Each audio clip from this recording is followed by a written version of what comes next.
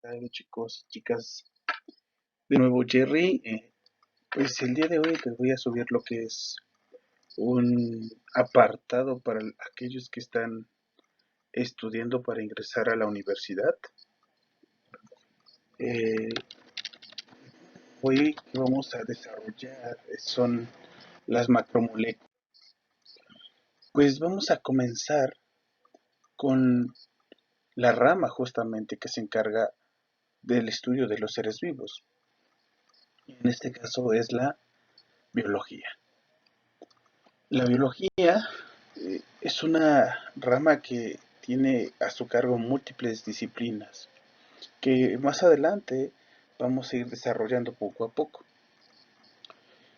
En el caso de la biología, como lo acabamos de mencionar, pues es la ciencia que se encarga del estudio de los seres vivos. Y para ello, pues tenemos que platicar acerca del descubrimiento de la célula. Cabe mencionar que hubo muchos autores que participaron justamente en este punto, en el descubrimiento de la célula, pero todo se remonta justamente con las observaciones que desarrolló Leeuwenhoek. Leeuwenhoek pues, fue el primero en describir células. Una de las células que describió justamente fue la del espermatozoide. Y esto fue gracias a que pues, utilizó cristales que tenían aumento. Años más tarde vino Robert Hooke, el cual realizó observaciones utilizando cohortes de corcho. Justamente en este punto, él encontró pequeñas celdillas a las que se les denominó células. Estas pequeñas celdillas, para que se den una idea, son muy similares a las que podemos observar en un panal de abejas. Entonces, para que se vayan dando una idea justamente de este proceso. Ahora bien, pero ¿qué es la célula? Bueno, la célula es la unidad estructural y funcional de todo ser vivo. Es como vamos a definir o como definimos justamente lo que es la célula. Dentro de la célula, pues vamos a encontrar diversos elementos que la van a conformar. Y justamente antes de entrar de lleno a cuáles son los elementos que conforman la célula, tenemos que revisar justamente unos puntos muy importantes. En este caso, los postulados de la teoría celular. Para hablar de los postulados de la teoría celular tenemos que platicar de Matthias Schleiden, el cual pues a través de sus observaciones, este botánico, señalaba que la célula era la unidad estructural en plantas. Theodor Schwann, a través de sus trabajos independientes, también llegó a la misma conclusión en el cual indicaba que la célula era la unidad estructural y en animales, en este caso Schwann cabe mencionar que era un zoólogo. Por otra parte, Rudolf Virchow, él indicaba que toda célula proviene de otra célula preexistente. Con base a estos trabajos que se realizaron de forma independiente, se llegaron a la generación de estos tres postulados. Anatómico, el cual nos indica que está formado por una o más células. Fisiológico, que es en donde se van a llevar a cabo todas las reacciones metabólicas. Y de origen, cuales las nuevas células se forman por división de preexistentes. Dicho esto, pues nos vamos a enfocar principalmente en este postulado, el fisiológico. ¿Por qué? Porque vamos a dilucidar cuáles son los elementos, en este caso, bioelementos que constituyen a una célula. Se ha reportado que el 95% de los bioelementos que conforman a la célula son carbono, hidrógeno, oxígeno y nitrógeno, mientras que el 5% restante corresponde justamente al azufre, fósforo, magnesio, calcio, sodio y potasio. Ahora bien, aunque sea el 5% solamente, no significa que estos pues no tengan importancia, al contrario, son de gran importancia, igual que estos que conforman el 95%. La unión de estos bioelementos o la asociación de estos bioelementos va a formar a las moléculas orgánicas. ¿Como cuáles moléculas orgánicas? Como los carbohidratos, lípidos, proteínas, ácidos nucleicos y vitaminas. Comencemos por los carbohidratos. Los carbohidratos también son conocidos como hidratos de carbono, glúcidos, azúcares o, en su defecto, pues alcoholes simples, donde entran las cetosas y los aldehídos. Esos carbohidratos son compuestos orgánicos formados por CHO, ¿sale? Carbono, hidrógeno y oxígeno. Estos son de rápida absorción y tienen una función muy importante, que fungen como combustible en procesos de respiración o procesos respiratorios, como lo vamos a ver en la parte del metabolismo celular. Estos carbohidratos son básicamente, si hacemos una analogía, como la gasolina del carro. Entonces, los carbohidratos serían aquellos eh, elementos que se van a utilizar de primera instancia. Forman estructuras celulares, como son en las membranas plasmáticas, y constituyen también a los ácidos nucleicos, en este caso DNA y RNA. Tienen una clasificación que es la siguiente: monosacáridos, disacáridos y polisacáridos. Comencemos con los más sencillos: monosacáridos o azúcares simples. Estos son monómeros simples, es decir, sería algo similar a esos ladrillos que son necesarios para construir una casa. Están constituidos por varios átomos de carbono, como pueden ser 5 átomos de carbono, que sería la ribosa, o 6 átomos de carbono, como la desoxirribosa. Ejemplos de estos monosacáridos sería la glucosa, la fructosa y la galactosa. La segunda clasificación serían los disacáridos. Estos son el resultado de la unión a través de un enlace glucosídico de dos azúcares sencillos. ¿Cuáles serían esos azúcares sencillos? Puede ser la glucosa, fructosa o galactosa. Ejemplo: si unimos una glucosa más una fructosa, ¿qué nos va a dar? Una sacarosa. Si unimos una glucosa más una galactosa, nos va a dar lactosa. Si unimos una glucosa más otra glucosa, ¿qué nos va a dar? Maltosa. Ahora, estos disacáridos tienen una importancia a nivel industrial. La sacarosa pues, es conocida como pues, el azúcar de mesa, la lactosa es el azúcar de la leche y la maltosa es lo que se utiliza para la preparación de bebidas alcohólicas como la cerveza. Principalmente esta cerveza que se vende en temporadas decembrinas, por ejemplo, y que por cierto es muy rica. Estos disacáridos la unión de estos disacáridos con monosacáridos nos va a dar la unión, la formación de polisacáridos. Se le denomina polisacáridos cuando está constituido de 10 o más monosacáridos. Los polisacáridos son macromoléculas constituidas por varios monosacáridos. Ojo, aquí para que sea catalogado como polisacárido, este debe de tener más de 10 moléculas unidas de monosacáridos. Y estos tienen dos funciones. Uno puede ser a nivel estructural o a nivel energético. Si hablamos de nivel estructural, por ejemplo, sería la celulosa. La función de esta celulosa pues le va a proporcionar sostén y le va a dar estructura al reino vegetal, en este caso las plantas, a través de las paredes celulares. Eh, si hablamos de nivel energético, lo que es el almidón, pues el almidón no es otra cosa que un reservorio energético. y esto lo vamos a observar mucho en el reino vegetal.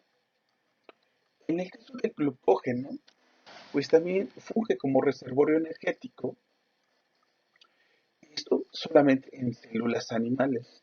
El glucógeno es muy importante porque cuando nosotros estamos en un estado de inanición, es decir, que llevamos muchas horas sin poder ingerir alimento, el cuerpo lo que hace es degradar este glucógeno en diversas moléculas de glucosa. Y esa glucosa ya puede ser utilizada en un proceso de glucólisis, o glucólisis, mejor dicho, donde se va a generar ATP, ¿no? Entonces, este glucógeno es muy importante. ¿Cuál es la otra macromolécula que forma parte justamente de la unión de estos bioelementos? Los lípidos. Los lípidos son compuestos orgánicos, los cuales van a estar constituidos por carbono, hidrógeno, oxígeno y fósforo. Esto es muy importante, ¿eh? A diferencia de los carbohidratos, solamente están constituidos por estos tres elementos, pero los lípidos no, tienen estos cuatro elementos. Esta es la estructura general de un lípido. Y esto es muy importante que lo tengan presente. Un lípido está constituido por una molécula de glicerol, ácidos grasos, y algunos de estos lípidos tienen un grupo fosfato. En este caso, aquellos que tienen un grupo fosfato se trata de fosfolípidos. Y estos lípidos se clasifican o tienen dos caras, por decirlo de esta manera. Una cara hidrofílica, la cual pues va a tener contacto con el agua, mientras que la cara hidrofóbica, la cual no tiene contacto con el agua, como lo que tenemos aquí. Entonces, estas colas hidrocarbonadas van a interaccionar básicamente una con otra. Mientras que las cabezas hidrofílicas, estas sí van a entrar en contacto con el agua, con el medio exterior. Las colas de carbohidratos pueden ser ácidos grasos saturados o bien ácidos grasos insaturados, es decir, que tienen un doble enlace. ¿Cuál es la función que tienen estos lípidos? Bueno, tienen un rol de reserva energética. Esto es algo muy importante. Estos sí tienen este rol muy importante, reserva energética. Una analogía que se me ocurre es de que, pues ustedes están en su carro, ¿no?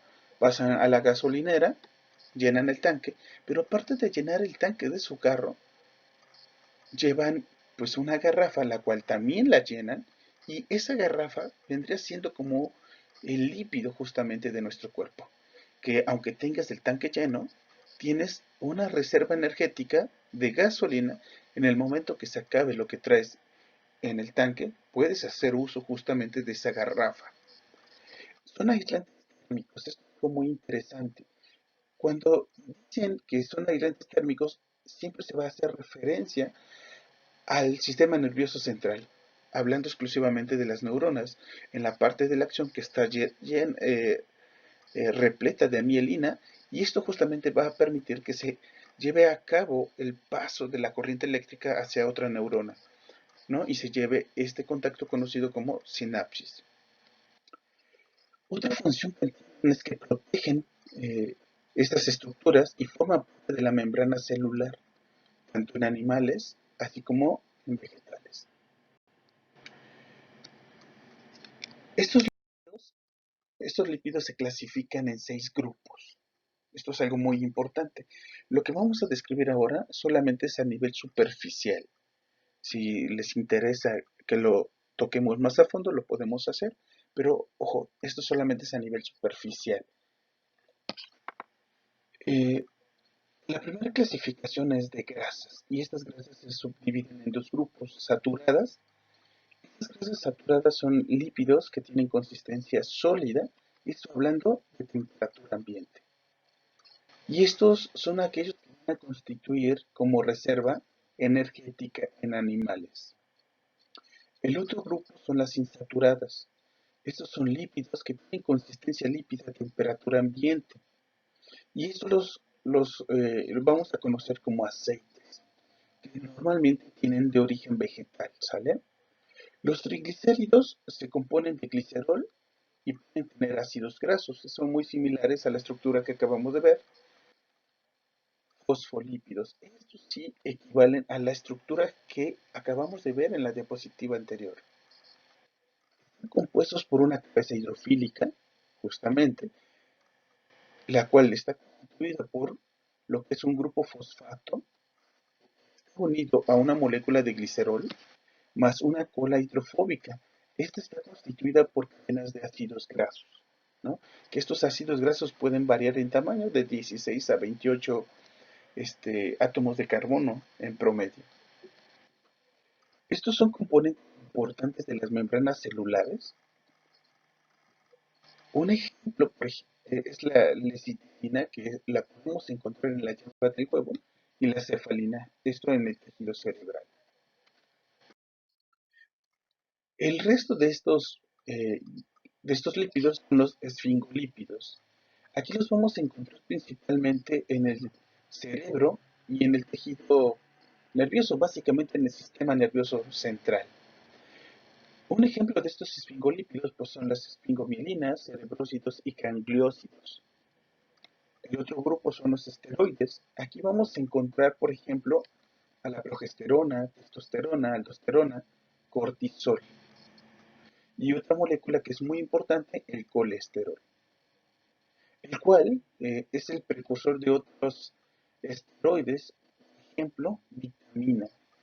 Vitamina D es un ejemplo de esto, ¿no? Y algunas otras hormonas como el estradiol. En el caso de la última clasificación, que son los terpenos, estos los vamos a encontrar en los carotenos y las xantofilas. Básicamente estos terpenos son aquellos pigmentos fotosintéticos. A partir de estos terpenos se pueden llevar a cabo la síntesis de estas vitaminas como la A, la E y la K. Entonces, esto es algo muy importante. Aparte, estos terpenos tienen un rol muy importante en las plantas porque pueden ser o pueden fungir como atrayentes químicos para diversos animales para que se lleve a cabo la polinización. El otro grupo de macromoléculas serían las proteínas. ¿Qué son las proteínas? Las proteínas son polímeros constituidos principalmente por chon, principalmente. Pero también algunas proteínas tienen otros elementos como fósforo, azufre, fierro, pero principalmente por estos cuatro. Ojo, eso no significa que no podamos encontrar proteínas que tengan estos grupos. Puede ser fósforo, azufre, fierro, por mencionar algunos. Estas proteínas, bueno, son compuestos orgánicos los más abundantes, con decirles que estos ocupan el 50% del peso seco de una célula. Entonces, imagínense la cantidad de proteína que tiene una célula. Pero, ¿cómo están formadas estas proteínas? Por pequeños monómeros o moléculas denominados monómeros llamados aminoácidos. Estos aminoácidos básicamente también son los ladrillos que van a formar la casa, dándose a conocer casa como proteína. ¿Cómo están constituidos estos aminoácidos? Por un grupo amino, un grupo carboxilo, que tenemos del extremo derecho, un carbono alfa, un hidrógeno y una cadena lateral denominada R. Ojo, en este punto, en esta cadena lateral denominada R, van a unirse los diferentes aminoácidos. Estos 20 aminoácidos que conocemos, triptófano, lisina, glutamina, glutamato, eh, tirosina, fenilalanina, por decir algunos. Ahora bien, este aminoácido puede interaccionar con otro, como el ejemplo que tenemos del lado derecho, y esta interacción se puede llevar mediante un enlace peptídico. Eso es algo muy importante. Entonces, la unión de dos aminoácidos da mediante un enlace peptídico. ¿Cómo se genera un enlace peptídico? Sencillo, aquí interactúa el grupo carboxilo de un aminoácido más el grupo amino de otro aminoácido. Esa interacción va a generar como resultado una molécula de agua y nos queda de esta manera. Este es un enlace peptídico.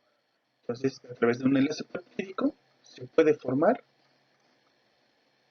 este, esta unión de aminoácidos y así sucesivamente hasta que se lleva a cabo la formación de la proteína. Ojo, la asociación de diversos aminoácidos, por ejemplo, que se lleve a cabo una asociación de hasta 16, 20 aminoácidos, 22 aminoácidos, estos no se le denomina proteína, se le denomina péptido. Eso no quiere decir que no tenga función, ¿sale? Solamente hay que puntualizar esa observación. Estas proteínas se dividen en dos grupos. Esto va a ser acorde, uno, a su nivel estructural. En este punto podemos encontrar proteínas fibrosas. Y estas proteínas fibrosas se llaman fibrosas porque tienen forma de cables o hebras, ¿no? Un ejemplo de estas proteínas fibrosas es la queratina y el colágeno. Estas proteínas las podemos encontrar básicamente en todo nuestro cuerpo, en la piel, uñas, cabello, por mencionar unos ejemplos, ¿no? ¿Y qué función tienen? De darle soporte mecánico. El otro grupo son las proteínas globulares, como su nombre lo indica, tienen forma esférica. Y estas van a participar en procesos vitales, por ejemplo, procesos de respiración celular. Un ejemplo son las enzimas y anticuerpos.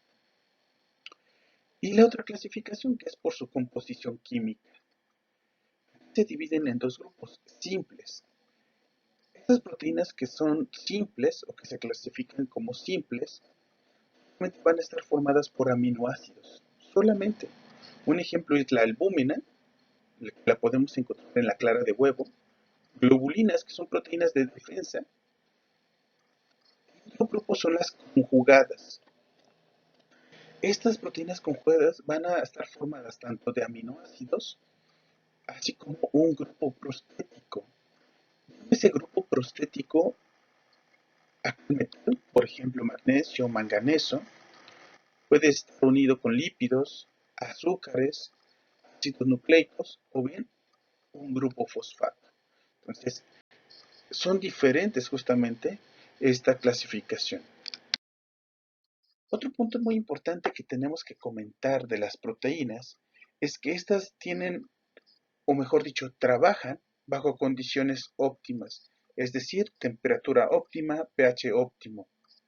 Si no saben a qué nos referimos con pH, por favor, hay que consultar la definición de pH.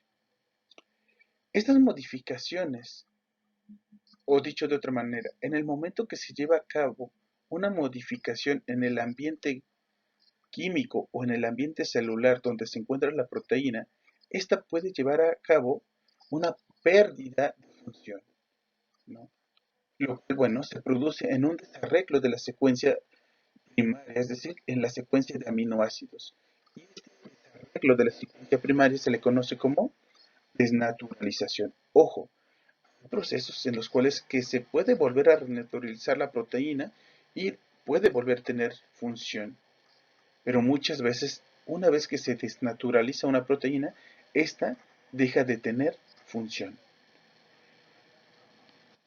Bien, las proteínas tienen funciones esenciales para la vida de un organismo. ¿Como cuáles? Pues tienen funciones estructurales, donde ya platicamos del colágeno, elastina y queratina. Tienen funciones de catalizadoras. Un catalizador es una proteína básicamente que acelera el proceso de reacción. Aparte, estas enzimas son específicas, ¿sale? Un ejemplo de estas enzimas sería la lactasa o la ureasa. Hormonas, por ejemplo, la insulina y la oxitocina. De defensa, como las inmunoglobulinas, materiales contráctiles como la miosina y actina. Estos también las podemos encontrar en el ciclo celular. Esto es algo muy interesante. Como la hemoglobina, la cual Está formada por 4 grupos férricos, los cuales tienen la función de atrapar al oxígeno, y una vez que tienen ese oxígeno en el centro de estos grupos férricos, pueden transportar el oxígeno por todo el torrente sanguíneo. Elementos de coagulación, como la fibrina, como la albúmina, caseína y ferritina. División celular, como las histonas, las cuales tienen un rol muy importante en la expresión de DNA. Neurotransmisores, como la encefalina y endorfina. Ahora bien, ya que habíamos mencionado el ciclo celular, pues hay que mencionar los ácidos nucleicos. Los ácidos nucleicos, estos son polímeros formados por nucleótidos, eso es algo muy importante, y cada nucleótido está constituido por un azúcar, un grupo fosfato y una base nitrogenada. Como lo tenemos aquí, tenemos la base nitrogenada, el azúcar y el grupo fosfato. Y estos nucleótidos los vamos a encontrar tanto en el RNA como en el DNA. ¿Sale? Es algo muy importante. Y si hablamos de bases nitrogenadas, estas se clasifican en dos grupos, en purinas. Está la guanina y la adenina.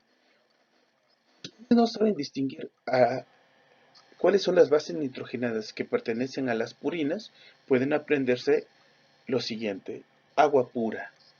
Agua pura hace referencia a la adenina, guanina y a las purinas. El otro grupo serían las pirimidinas. Y las pirimidinas vamos a encontrar a la citosina y a la timina. Eso con respecto en el DNA, y mencionar que el DNA tiene doble cadena. El otro ácido nucleico es el RNA, el cual solamente tiene una cadena o cadena sencilla. En lugar de la timina vamos a tener uracilo. Por último, del grupo de macromoléculas vamos a encontrar a las vitaminas. ¿Qué son las vitaminas? Pues son nutrientes orgánicos esenciales, los cuales participan en la nutrición, son precursores de coenzimas y tienen rol de pueden participar como hormonas, pueden funcionar como agentes antioxidantes a la membrana, en pocas palabras, ¿no? O la oxidación de algunos grupos funcionales muy importantes. Una de las vitaminas que son muy importantes, y quiero que lo tengan presente, es la vitamina B1, que sería la tiamina, la cual, bueno, tiene una participación importante en el ciclo de Krebs. Otra proteína muy importante, vitamina que se deben de aprender, es la vitamina B2, la riboflavina, la cual está participando en la cadena transportadora de electrones. La vitamina B6, la piridoxina, la cual participa en el metabolismo de aminoácidos y ácidos grasos. La vitamina C, sería el ácido ascórbico, tiene una participación en la síntesis de colágeno. Así como estas dos últimas, la vitamina D, la cual favorece justamente la absorción de calcio en el intestino. Y por último, la vitamina A, que sería el retinol, la cual tiene una función importante en los pigmentos visuales, o mejor dicho, en la visión. Bueno, hasta aquí sería lo que les traigo con respecto a las macromoléculas, comenzando justamente con lo que es la biología, la definición de lo que estudia la biología, y quienes fueron justamente los primeros involucrados en los primeros trabajos de la célula, ¿no? Hablamos de los postulados y describimos en grandes rasgos estas macromoléculas.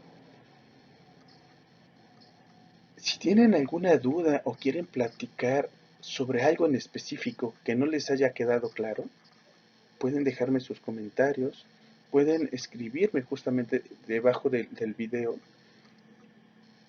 o bien si les interesa que suba otro video con respecto a los organelos, a la respiración celular, con todo gusto lo podemos subir. Si les gustó el video, por favor, compártanlo, denle like y suscríbanse a mi canal. Esto nos permitirá ir subiendo más y más y más videos. Recuerden visitar mi canal que se llama Jerry en Acción. De mi parte sería todo, cuídense mucho y éxito en su examen.